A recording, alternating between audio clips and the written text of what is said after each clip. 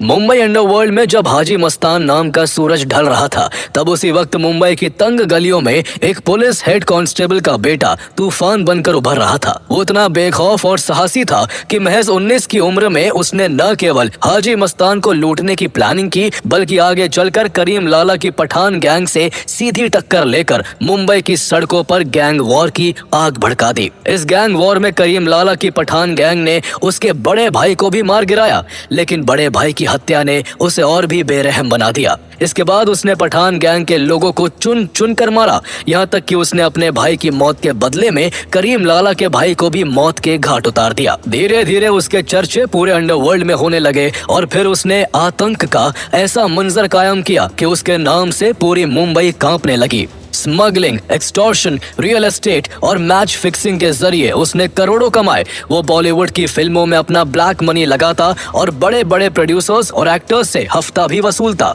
जो उसे पैसे पहुंचा देते उनकी जान वो बख्श देता और जो मना करते उनकी दिन दहाड़े हत्या कर दी जाती। लेकिन जब उसे लगने लगा कि वो पुलिस के हाथों पकड़ा जाएगा, तो वो इंडिया से भागकर पहले दुबई और फिर पाकिस्तान में जा बसा। लेकिन इंडिया से बाहर रहकर उसने जो किया वो सिर्फ क्राइम नहीं, आतंकवाद की परिभाषा बन गया। उसने 1993 मुंबई सीरियल ब्लास्ट जैसा खौफनाक आतंकी हमला करवाकर पूरे भारत को दहला दिया था। उसके क्राइम का साम्राज्य सिर्फ भारत तक ही सीमित नहीं रहा, बल्कि वो दुनिया भर के करीब 15 देशों में अपना नेटवर्क फैलाकर drug trafficking, extortion, arms smuggling और टेरर फंडिंग जैसे गुनाहों को अंजाम देता रहा। उसके खौफ का अंदाजा इस बात से लगाया जा सकता है कि यूनाइटेड नेशंस, इंडिया और अमेरिका ने उसे ग्लोबल टेररिस्ट घोषित किया हुआ है और उसके सर पर $25 मिलियन का इनाम है। फेमस मैगजीन फोर्ब्स ने उसे कभी वर्ल्ड्स 10 मोस्ट वांटेड की लिस्ट में तीसरे नंबर पर रखा था। ये कहानी है मुंबई अंडरवर्ल्ड के सबसे खूंखार डॉन दाऊद इब्राहिम कासकर की, जिसने कभी पैसे की तंगी में पढ़ाई छोड़ी, छोटी मोटी चोरी से क्राइम की दुनिया में कदम रखा और फिर वो पूरे अंडरवर्ल्ड का बेताज बादशाह बन गया। Dreaded terrorist, drug lord, underworld don from Dongri, Dawood Ibrahim. The Supreme Court delivered its final verdict in the case, indicting Dawood Ibrahim, his brother Anis Ibrahim, and Tiger Memon for being the archers who planned the deadly blast. Dawood Ibrahim is a don whose empire spreads not just across the subcontinent, but in several parts of the world. My main focus was on Dawood Ibrahim, the boss of the Mumbai organized crime syndicate, the D Company.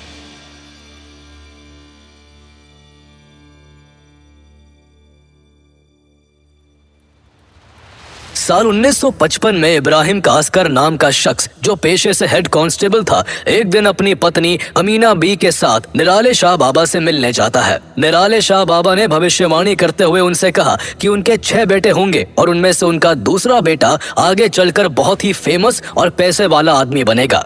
इसके कुछ महीने बाद 26 दिसंबर 1955 को महाराष्ट्र के रत्नागिरी जिले में इब्राहिम कासकर के घर उनके दूसरे बेटे का जन्म होता है, जिसका नाम दाऊद इब्राहिम कासकर रखा जाता है। दाऊद के जन्म के बाद उसके पिता अपने परिवार के साथ मुंबई के डोंगरी इलाके में बस गए। उन दिनों मुंबई में अंडरवर्ल्ड के माफिया हाजी मस्तान, करीम लाला और वर्धराजन मुदलियार की तूती बोलती थी। पुलिस हेड कांस्टेबल होने के बावजूद इब्राहिम कासकर का इन अंडरवर्ल्ड डॉन से अच्छा रिश्ता था। करीम लाला से तो उनकी इतनी गहरी दोस्ती थी कि जब उसे दाऊद के जन्म की खबर मिली तो उसने इस खुशी में एक बड़ी दावत दी थी। उस वक्त करीम लाला को कहाँ पता था कि जिस बच्चे के जन्म की खुशी में वो आज जश्न मना रहा है, वही आगे चलकर उसके रास्ते का सबसे बड़ा कांटा बन जाएगा। दाऊद के जन्म के बाद इब्राहिम कासकर के 10 और बच्चे हुए। इतने बड़े परिवार का खर्च उठाना उनके लिए काफी मुश्किल था। इसके बावजूद इब्राहिम कासकर ने दाऊद को अच्छी एजुकेशन देने की कोशिश की। दाऊद उनका दूसरा बेटा था और उन्हें निराले शाह बाबा की भविष्यवाणी पर भरोसा था कि एक दिन उनका ये बेटा बड़ा होकर कुछ बड़ा करेगा। इसलिए जहां उन्होंने अपने बाकी बेटों का एडमिशन म्युनिसिपैलिटी स्कूल्स में और बेटियों का दाखिला उर्दू मीडियम स्कूल्स में करवाया, वही दाऊद का एडमिशन मुंबई के एक प्रोमिनेंट इंग्लिश मीडियम स्कूल में करवाया गया ताकि उसे अच्छी से अच्छी एजुकेशन मिल सके। दाऊद के 6th क्लास में पहुंचने तक उसके घर की स्थिति सामान्य थी, लेकिन हालात अचानक तब बिगड़ गए जब 1966 में उसके पिता को एक हाई प्रोफाइल मर्डर केस को क्रैक न कर पाने के कारण कुछ अन्य पुलिस वालों के साथ सस्पेंड कर दिया गया। इस घटना के बाद दाऊद का परिवार फाइनेंशियल क्राइसिस से जूझने लगा। घर की इकोनॉमिक कंडीशन इतनी खराब हो गई कि कई बार भूखे रहने तक की नौबत आ गई। इस कठिन समय में दाऊद की पढ़ाई भी छूट गई। इस दौरान उसकी दोस्ती कुछ ऐसे लोकल लड़कों से हो गई जो चोरी और ठगी जैसे कामों से जुड़े हुए थे। उनके संपर्क में आने के बाद दाऊद भी धीरे धीरे उसी रास्ते पर चल पड़ा। महज 14 साल की उम्र में उसने पहली बार चोरी की। उसने एक आदमी के पैसे चुराए, लेकिन जल्दी ही इस बात की शिकायत उसके पिता तक पहुंच गई। उस दिन उन्होंने उसकी खूब पिटाई की ताकि वो सुधर जाए, लेकिन दाऊद कभी नहीं सुधरा और जल्द से जल्द ज्यादा दौलत और शोहरत कमाने के लालच में अपराध की दुनिया की गहराइयों में उतरता चला गया। इसके बाद दाऊद और उसके दोस्तों ने मिलकर मोहत्ता मार्केट में एक दुकान खोली, जहां वो विदेशी घड़ियां बेचने के नाम पर लोगों के साथ ठगी किया करते थे। इस तरह छोटी मोटी चोरी और धोखाधड़ी के काम करते करते दाऊद धीरे धीरे आसपास के इलाकों में एक गुंडे के तौर पर जाना जाने लगा और उसका कांटेक्ट लोकल गैंगस्टरों से होने लगा। कुछ समय बाद वो एक लोकल डॉन बाशु दादा के गिरोह का हिस्सा बन गया। दाऊद के सपने बड़े थे, इसलिए जैसे ही उसके पास थोड़ी पावर आई और कुछ पहचान बनी, वो अपने बॉस बाशु दादा को ही आंखें दिखाने लगा। एक दिन किसी बात को लेकर बाशु दादा ने दाऊद के पिता और उसके बड़े भाई शब्बीर कास्कर की खुलेआम इंसल्ट कर दी। ये बात दाऊद को इतनी चुभ गई कि उसने न केवल बाशु दादा को खुलेआम जान से मारने की कोशिश की, बल्कि उसने अपने दोस्तों की मदद से उसका पूरा साम्राज्य खत्म कर डाला। धीरे धीरे दाऊद गैंगस्टर्स की दुनिया में अपना कद बढ़ाता जा रहा था। 1970 के दशक में उसने कुछ वक्त के लिए हाजी मस्तान के लिए भी काम किया। हालांकि उसे हाजी मस्तान इस शहर पर राज करने का कभी भी सही हकदार नहीं लगा, क्योंकि इस मुकाम तक पहुंचने के लिए मस्तान ने खुद से कभी कोई वायलेंस का काम नहीं किया था। इसके बावजूद हाजी मस्तान का अंडरवर्ल्ड से लेकर बॉलीवुड तक दबदबा था। मस्तान की पॉपुलैरिटी दाऊद को अंदर ही अंदर खलती थी और वो भी वैसा ही रुतबा चाहता था। उसे पता था कि अगर उसे इस क्राइम की दुनिया में सबसे बड़ा बनना है तो उसके लिए उसे इस फील्ड के सबसे बड़े खिलाड़ी से भिड़ना होगा। इसलिए कभी हाजी मस्तान का शागिर्द रहा दाऊद इब्राहिम उससे भी टकराने के लिए तैयार हो गया। उसे सही मौका तब मिला जब एक बार मस्तान ने दाऊद के 2 दोस्तों को पठान गैंग से पिटवा दिया। दाऊद अब हाजी मस्तान से अपने दोस्तों की पिटाई का बदला लेना चाहता था। इसी बीच उसे पता चला कि हाजी मस्तान की 5 लाख रुपए से भरी एक अटैची मरीन लाइन से होकर मालाबार हिल्स तक जाने वाली है। दाऊद ने मस्तान के इसी ब्लैक मनी को लूटने का प्लान बनाया।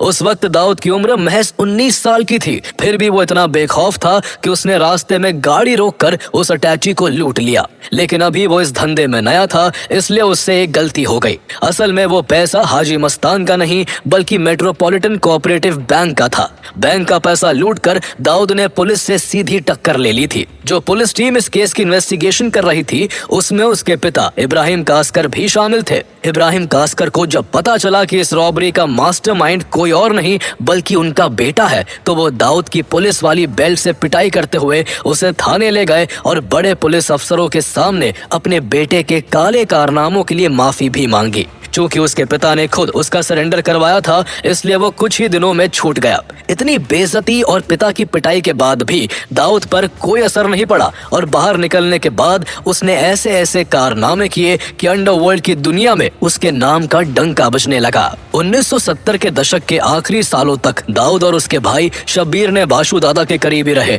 खालिद पहलवान के साथ मिलकर अपना खुद का गैंग बना लिया, जो आगे चलकर डी कंपनी के नाम से मशहूर हुआ।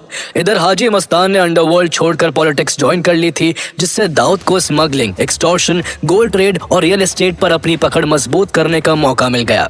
दाऊद की स्मगलिंग में बढ़ती पकड़ से करीम लाला काफी परेशान रहने लगा था, क्योंकि पहले इन धंधों पर पठान गैंग का कब्जा था और अब उसको अपने धंधे में भारी नुकसान उठाना पड़ रहा था। इससे जल्द ही दाऊद इब्राहिम और करीम लाला के बीच गैंग वॉर शुरू हो गई। मुंबई की सड़कों पर आए दिन गोलियां चलने लगी। दोनों गैंग्स के बीच बात इस कदर बिगड़ गई कि समझौता कराने के लिए हाजी मस्तान को बीच में आना पड़ा। कुछ दिनों तक दोनों गैंग शांत रहे, लेकिन कुछ समय बाद वो फिर से आपस में भिड़ गए। इसी बीच एक बार करीम लाला और उसके गुंडों ने दाऊद को पकड़ लिया और उसकी जमकर पिटाई की। ये वाकया दाऊद के लिए सिर्फ शारीरिक नहीं बल्कि मानसिक तौर पर भी एक ह्यूमिलिएशन था और इसी ने उसकी दुश्मनी को और ज्यादा पर्सनल बना दिया। अगले कुछ सालों तक डी कंपनी और पठान गैंग के बीच ये पावर स्ट्रगल जारी रहा। दोनों गैंग के लोग एक दूसरे के लोगों की जान लेते रहे, लेकिन साल 1981 आते आते दाऊद का गैंग पठानों पर भारी पड़ने बनने लगा। करीम लाला से ये देखा नहीं गया और उसने उस समय के एक और उभरते डॉन मन्या सुरवे से हाथ मिला लिया और उसे दाऊद के बड़े भाई शब्बीर कासकर को मारने का काम सौंप दिया। मन्या सुरवे और उसके गुंडों ने मौका लगते ही 12 फरवरी 1981 को शब्बीर कासकर को मार गिराया। अपने भाई की हत्या की खबर से दाऊद इब्राहिम बुरी तरह बौखला गया। उसके लिए अब ये सिर्फ गैंग वॉर नहीं बल्कि पर्सनल रिवेंज बन चुका था। उसने बदला लेने की ठान ली और इस बार उसने पुलिस से हाथ मिला लिया। दाऊद ने पुलिस को मन्या सुरवे गैंग और पठान गैंग के मूवमेंट्स की लगातार इनसाइड इंफॉर्मेशन देनी शुरू कर दी। उसकी सटीक मुखबिरी के चलते पुलिस ने एक एक करके मन्या सुरवे के लोगों को या तो अरेस्ट कर लिया या एनकाउंटर में खत्म कर दिया। उसके कई लोग तो डर के मारे दाऊद के साथ जुड़ गए। इसी के साथ मन्या सुरवे साल 1982 में एक पुलिस एनकाउंटर में मारा गया। लेकिन दाऊद का भी करीम लाला से हिसाब बाकी था। वो अपने भाई की मौत का बदला करीम लाला के भाई की मौत से लेना चाहता था। इसी बीच करीम लाला के भतीजे समद खान ने किसी बात पर दाऊद के भाई नूरा को पीट दिया था। दाऊद को यह बर्दाश्त नहीं हुआ और 4 अक्टूबर 1984 को समद खान जैसे ही अपनी एक माशूका शिल्पा से मिलकर उसके फ्लैट से लौटा, दाऊद इब्राहिम, अली अंटुले, छोटा राजन और अब्दुल हमीद ने उसके शरीर पर 19 गोलियां दागकर उसकी जान ले ली। दाऊद यही नहीं रुका और उसने आखिरकार 1986 में करीम लाला के भाई अब्दुल रहीम खान को भी बेरहमी से मरवाकर अपना बदला पूरा कर लिया। इस तरह धीरे धीरे दाऊद ने अपने सारे राइवल गैंग्स को एक एक करके या तो खत्म कर दिया या बहुत कमजोर कर दिया और अंडरवर्ल्ड पर अपना कब्जा जमा लिया। इससे दाऊद का मुंबई, गुजरात और दमन में electronic goods, drug trafficking, silver और गोल्ड जैसे कई कीमती सामानों की स्मगलिंग पर कब्जा हो गया और वो इस नेटवर्क से करोड़ों की कमाई करने लगा। इसी बीच साल 1986 में दाऊद इब्राहिम ने मुंबई की ही एक लड़की जुबीना जरीन उर्फ महजबीन से शादी कर ली। दाऊद इब्राहिम का क्रिकेट से भी गहरा लगाव था। वो केवल क्रिकेट देखने का शौकीन नहीं था बल्कि क्रिकेट सट्टेबाजी और मैच फिक्सिंग जैसे अवैध कारोबारों पर भी उसकी पकड़ मजबूत थी। वो मैच के दौरान अक्सर वीआईपी स्टैंड में देखा जाता था। साल 1986 में शारजाह में भारत और पाकिस्तान के बीच फाइनल मैच होना था। मैच से पहले दाऊद इब्राहिम भारतीय अभिनेता महमूद के साथ भारतीय ड्रेसिंग रूम तक पहुंच गया। उसने भारतीय खिलाड़ियों के सामने खुद को एक बिजनेसमैन के रूप में पेश करते हुए उनसे कहा कि अगर इंडिया ये फाइनल जीतता है तो वो हर खिलाड़ी को एक टोयोटा कोरोला गिफ्ट करेगा। उस समय भारतीय कप्तान कपिल देव प्रेस कॉन्फ्रेंस के लिए बाहर गए हुए थे, लेकिन जैसे ही वो ड्रेसिंग रूम वापस लौटे तो उन्होंने गुस्से में कहा, यह आदमी कौन है, इसे अभी यहाँ से बाहर निकालो। मजबूरन दाऊद इब्राहिम को मुंह लटकाए ड्रेसिंग रूम से बाहर निकलना पड़ा। बाद में ये वाकया क्रिकेट इतिहास में शारजाह ड्रेसिंग रूम स्कैंडल के नाम से काफी चर्चा में रहा। इस दौरान दाऊद का धीरे धीरे बॉलीवुड में भी दबदबा हो गया था। बॉलीवुड के बड़े बड़े एक्टर्स और डायरेक्टर्स अंडरवर्ल्ड के डर के साए में जीते थे। दाऊद बड़े प्रोडक्शन हाउस में पैसे लगाता और बदले में अपने पसंदीदा एक्टर या एक्ट्रेस को कास्ट करवाता। वो अपना खौफ दिखाने के लिए कई फिल्म मेकर्स और फिल्मी सितारों से हफ्ता भी वसूला करता था। जो पैसे नहीं देता दाऊद उसको या तो मरवा देता या फिर उसे खौफ के साए में जीने को मजबूर कर देता। इस दौरान दाऊद इब्राहिम का नाम कई बॉलीवुड हसीनाओं के साथ भी जुड़ा और उसके इश्क के किस्से भी खूब मशहूर हुए। साल 1985 में जब राज कपूर ने अपनी फिल्म राम तेरी गंगा मैली में नीली आंखों वाली मंदाकिनी को लॉन्च किया तो देश भर में उस नई हीरोइन की चर्चा होने लगी। दाऊद भी मंदाकिनी पर फिदा था और उस दौरान कई रिपोर्ट्स में दाऊद और मंदाकिनी के बीच अफेयर होने के दावे भी किए गए, लेकिन उस वक्त बात दब गई। लेकिन कुछ सालों बाद दुबई के एक स्टेडियम से दोनों की साथ वाली कुछ तस्वीरें मीडिया के सामने आई। तस्वीरों में दोनों एक साथ मैच देखते हुए बेहद करीब नजर आ रहे थे। इसके बाद मंदाकिनी को दाऊद की गर्लफ्रेंड कहा जाने लगा था। साल 1986 में जब दाऊद अंडरवर्ल्ड की दुनिया में शिखर पर पहुंच चुका था, उसी दौरान उस पर पुलिस का शिकंजा भी कसा जाने लगा। पुलिस कमिश्नर टीएस सोमन ने दाऊद को पकड़ने के लिए फौरी वारंट जारी किया और दाऊद पर नकेल कसने के लिए पुलिस को खुली छूट दे दी। दाऊद के ऊपर मर्डर, एक्सटॉर्शन और स्मगलिंग समेत कई चार्जेस थे। वो भी समझ चुका था कि अब मुंबई में रह पाना उसके लिए मुश्किल है, इसलिए उसने अपने परिवार और कुछ करीबियों के साथ भारत छोड़ने का फैसला किया। एक रात क्राइम ब्रांच की टीम ने दाऊद को पकड़ने के लिए डी कंपनी के हेडक्वार्टर पर छापा मारा, लेकिन तब तक देर हो चुकी थी। पुलिस डिपार्टमेंट के अंदर से की गई मुखबरी के चलते दाऊद इब्राहिम उस समय तक भारत छोड़कर दुबई भाग निकला था। इसके बाद दाऊद इब्राहिम दुबई से ही अपने गुर्गों के जरिए मुंबई को कंट्रोल करने लगा। वो न केवल मुंबई को कंट्रोल कर रहा था बल्कि उसने दुबई में रहकर भारत के अलावा और भी देशों में अपने पैर पसार लिए थे। उस समय डी कंपनी में उसके लिए छोटा राजन, मोहन कोटियन, गुरु सताम, छोटा शकील और शरद शेट्टी जैसे लोग काम करते थे। डी कंपनी में दाऊद की पोजीशन नंबर 1 की थी और छोटा राजन नंबर 2 पर था। लेकिन छोटा शकील को छोटा राजन के दूसरे नंबर पर होना बिल्कुल पसंद नहीं था। वो खुद दाऊद का सबसे करीबी बनना चाहता था, इसलिए वो और उसके करीबी शरद शेट्टी और सौत्या अक्सर छोटा राजन के खिलाफ दाऊद के कान भरते रहते थे। साल 1992 तक सब ठीक चलता रहा, लेकिन इसी बीच दाऊद के जानी दुश्मन अरुण गावली गैंग ने दाऊद की बहन हसीना पारकर के पति इब्राहिम पारकर की हत्या कर दी। दाऊद ने अपने जीजा की मौत का बदला लेने के लिए उसे शूट करने वाले शैलेश हल्दांकर और विपिन शौर्य को मौत के घाट उतारने का काम छोटा राजन को सौंपा। छोटा राजन अपने काम में लगा हुआ था, लेकिन इब्राहिम पारकर के दोनों हत्यारे जे हॉस्पिटल में कड़ी सुरक्षा के बीच एडमिट थे, इसलिए उसे दोनों को ठिकाने लगाने में देरी हो रही थी। दाऊद को अपने जीजा की मौत का बदला लेने की जल्दी थी, इसलिए उसने ये काम छोटा राजन की जगह छोटा शकील को सौंप दिया। इसके बाद 12 नवंबर 1992 को छोटा शकील के खतरनाक शूटरों ने मुंबई के जे हॉस्पिटल में घुसकर ताबड़तोड़ 500 राउंड की फायरिंग की और शैलेश हल्दांकर को भून डाला। हालांकि उस दिन विपिन शौर्य दूसरे वार्ड में था, इसलिए उसकी जान बच गई, लेकिन इस गोलीबारी में 2 पुलिसकर्मी भी मारे गए थे। इस इंसिडेंट के बाद से ही छोटा राजन और दाऊद के रिश्ते बिगड़ने शुरू हो गए थे।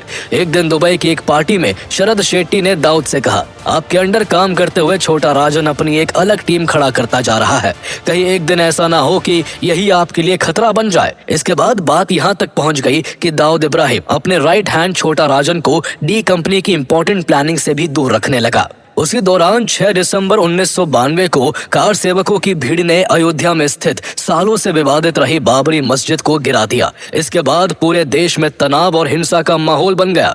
जगह जगह दंगे भड़क उठे और मुंबई भी इस वायलेंस से नहीं बच सकी। टाइगर मेमन, मोहम्मद दोसा और दाऊद इब्राहिम इसका बदला लेना चाहते थे, इसलिए उन्होंने साथ मिलकर मुंबई को दहलाने की प्लानिंग रचनी शुरू कर दी। दूसरी तरफ पाकिस्तान की खुफिया एजेंसी ISI भी भारत को चोट पहुंचाना चाहती थी, इसलिए उसने इस मौके का फायदा उठाते हुए अपने प्लान में दाऊद इब्राहिम, उसके भाई अनीस इब्राहिम, मोहम्मद दोसा और टाइगर मेमन को शामिल कर लिया। हालांकि दाऊद ने अपने दाहिने हाथ रहे छोटा राजन को इस आतंकी हमले की पूरी प्लानिंग से दूर रखा था। इसके बाद जनवरी 1993 में ISI ने पाकिस्तान से RDX, राइफल्स और ग्रेनेड के कुछ कंसाइनमेंट गुजरात भेजे, जिन्हें दाऊद इब्राहिम का सबसे भरोसेमंद आदमी अबू सलीम मुंबई तक पहुंचा रहा था। इसके बाद 12 मार्च 1993 की दोपहर महज 2 घंटे 10 मिनट के अंदर मुंबई 12 जोरदार धमाकों से दहल उठा। इन धमाकों में करीब 257 लोगों की मौत हुई और 700 से ज्यादा लोग गंभीर रूप से घायल हो गए। ये भारत में अब तक का सबसे खतरनाक और भयानक आतंकी हमला था, जिसमें दाऊद इब्राहिम की एक बड़ी भूमिका थी। बाद में इसमें शामिल कई लोगों को गिरफ्तार भी किया गया, लेकिन दाऊद इब्राहिम हाथ नहीं आ सका। वो इस हमले के बाद दुबई से भागकर पाकिस्तान में जा छुपा, जहां पाकिस्तान ने उसे पूरी सुरक्षा दी। 1993 के मुंबई सीरियल ब्लास्ट के बाद दाऊद ने पाकिस्तान से अपनी क्रिमिनल एक्टिविटीज को जारी रखा। पुलिस की सख्त निगरानी के बावजूद उसने अपने गुर्गों के जरिए मुंबई में अपना खौफ बरकरार रखा। बॉलीवुड में भी उसका डर जस का तस बना हुआ था। ना तो उसकी गुंडागर्दी कम हुई और न ही उसके अफेयर्स के किस्सों पर लगाम लगा। एक्ट्रेस मंदाकिनी के बाद दाऊद इब्राहिम का नाम अनीता अयूब, जैस्मिन धुन्ना और महवीश हयात जैसी एक्ट्रेसेस से भी जुड़ा। दाऊद पाकिस्तानी एक्ट्रेस अनीता अयूब के लिए तो इस कदर दीवाना था कि जब फिल्म मेकर जावेद सिद्दीकी ने दाऊद के कहने पर अनीता अयूब को अपनी फिल्म में कास्ट नहीं किया, तो उसके गुंडों ने साल 1995 में जावेद सिद्दीकी की हत्या कर दी। इसके अलावा साल 1997 में मशहूर म्यूजिक प्रोड्यूसर और टी सीरीज के फाउंडर गुलशन कुमार की हत्या भी दाऊद के ही आदमी अबू सलीम ने करवाई थी। अबू सलीम गुलशन कुमार से हर महीने 5 लाख रुपए की एक्सटॉर्शन की मांग कर रहा था, लेकिन गुलशन कुमार ने धमकियों के बावजूद पैसा देने से मना कर दिया था। उनका कहना था कि इससे अच्छा वो ये पैसे माता वैष्णो देवी के भंडारे में दान कर देंगे। इंडिया से बाहर रहकर दाऊद का बॉलीवुड फिल्मों को फंड करना भी जारी रहा। साल 2001 में आई फिल्म चोरी चोरी चुपके चुपके की फंडिंग को लेकर भी आरोप लगे थे कि इसे दाऊद इब्राहिम के गुर्गे छोटा शकील ने फाइनेंस किया है। पुलिस की जांच में इस फिल्म के प्रोड्यूसर नजीम रिजवी और फाइनेंसर भरत शाह के अंडरवर्ल्ड कनेक्शन सामने आए और दिसंबर 2000 में फिल्म रिलीज होने से पहले ही दोनों को अरेस्ट करके जेल भेज दिया गया। इस दौरान बॉलीवुड सेलिब्रिटीज का दाऊद से कनेक्शन एक खुली बात थी। 1993 के मुंबई बम धमाकों के बाद संजय दत्त पर दाऊद के गुर्गों से हथियार लेने और उन्हें अपने घर में रखने का आरोप लगा था, जिसके लिए उन्हें टाडा के तहत जेल भी जाना पड़ा था।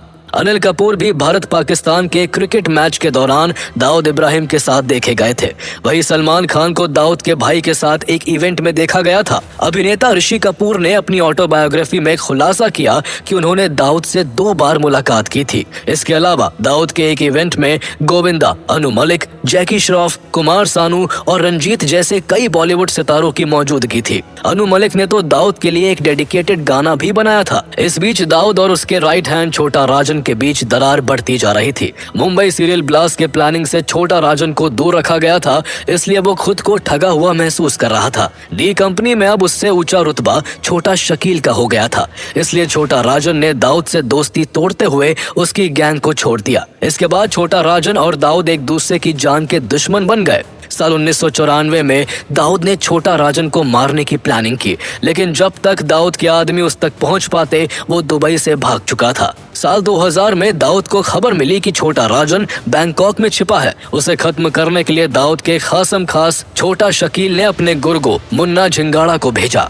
मुन्ना ने बैंकॉक में छोटा राजन को जान से मारने के लिए उसके ऊपर ताबड़तोड़ फायरिंग की, लेकिन इस बार भी किस्मत ने उसका साथ दिया और वो वहां से बच निकला। छोटा राजन ने भी कई बार दाऊद को मारने की कोशिश की, लेकिन वो नाकाम रहा। इसकी सबसे बड़ी वजह थी दाऊद इब्राहिम का पाकिस्तान में ISI और पाकिस्तानी आर्मी की कड़ी सुरक्षा में रहना। इंडियन अथॉरिटीज भी दाऊद को पकड़ने की कोशिश में लगी हुई थी। इसी बीच 23 जुलाई 2005 को दाऊद की बड़ी बेटी महरूक की शादी का रिसेप्शन पूर्व क्रिकेटर जावेद मियादाद के बेटे जुनैद के साथ दुबई के ग्रैंड हयात होटल में होने वाला था।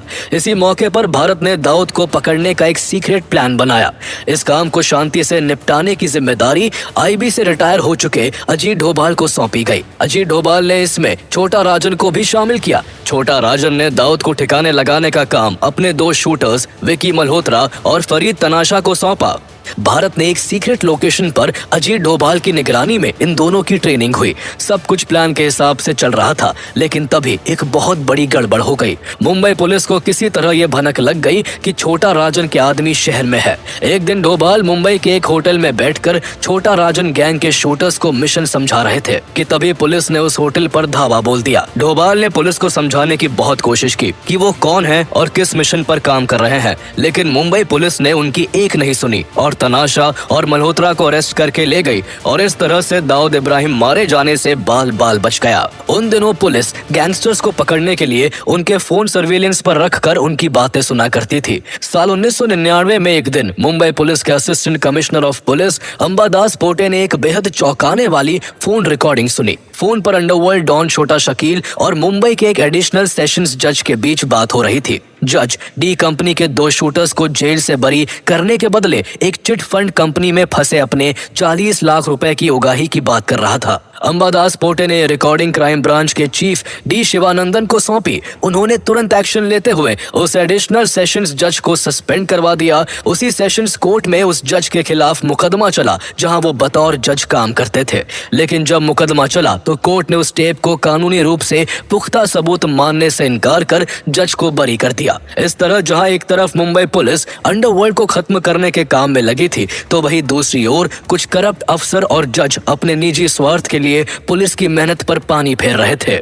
दाऊद इब्राहिम का इन्वॉल्वमेंट सिर्फ 1993 के मुंबई ब्लास्ट में ही नहीं था, बल्कि 2008 के 26/11 मुंबई अटैक्स में भी उसकी भूमिका सामने आई, जिसमें उसने लश्कर-ए-ताइबा के आतंकियों को लॉजिस्टिक सपोर्ट प्रोवाइड करके उनकी भारत में घुसने में मदद की थी।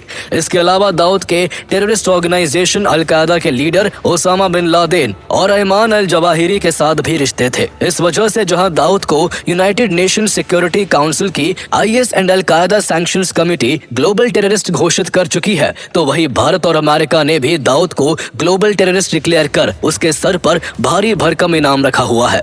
दाऊद का भाई अनीस बैटिंग रैकेट चलाता है, जिसके जरिए करोड़ों की कमाई होती है। 2018 में दाऊद के एक गैंगस्टर ने दावा किया कि डी कंपनी दुनिया भर के 2/3 क्रिकेट मैचों में अकेले ही सट्टा लगवाती है। 2013 की IPL स्पॉट फिक्सिंग में भी दाऊद की डी कंपनी इन्वॉल्व थी। इस तरह मुंबई छोड़ने के बाद भी दाऊद का क्राइम बिजनेस बिना रुके चलता रहा। साल 2015 में फोर्ब्स ने दाऊद को $6.7 बिलियन की संपत्ति का मालिक बताया था। जिस हिसाब से वो दुनिया के अब तक के सबसे अमीर गैंगस्टरों में से एक है। उसके पास ब्रिटेन में 450 मिलियन डॉलर्स की संपत्ति है, जबकि बाकी कई देशों में 50 से अधिक संपत्तियों में उसका इन्वेस्टमेंट है। भारत में उस पर नकेल कसे जाने के बावजूद एक रिपोर्ट के मुताबिक आज भी उसकी कमाई का 40% हिस्सा भारत से ही आता है। नवंबर 2017 में इंडियन गवर्नमेंट ने रौनक अफरोज रेस्टोरेंट सहित दाऊद की 3 प्रॉपर्टीज और साल 2020 में उसकी 6 प्रॉपर्टीज को बेच दिया था।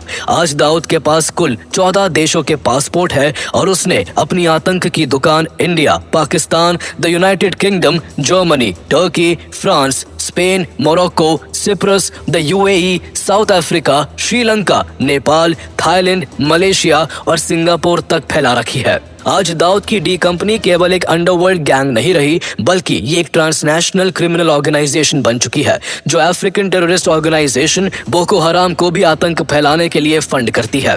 बीते 20 सालों में कभी कोरोना, कभी हार्ट अटैक, तो कभी जहर से दाऊद इब्राहिम के मारे जाने की 5 बार अफवाहें उड़ चुकी है, लेकिन हर बार ये खबरें झूठी साबित हुई है। भारत से भागने के बाद वो लगातार अपना नाम और पहचान बदलता रहा है। कहा तो यहाँ तक जाता है कि पकड़े जाने के डर से उसने हुलिया बदलने के लिए कई बार अपने चेहरे की सर्जरी भी कराई है। दाऊद इब्राहिम को पकड़ने में न केवल मुंबई पुलिस बल्कि इंटरपोल भी लगी हुई है। दाऊद की उम्र अब लगभग 70 साल है। ऐसे में देखना होगा कि आखिर अंडरवर्ल्ड और डी कंपनी का सरगना दाऊद इब्राहिम कब तक पुलिस की पकड़ में आ पाता है।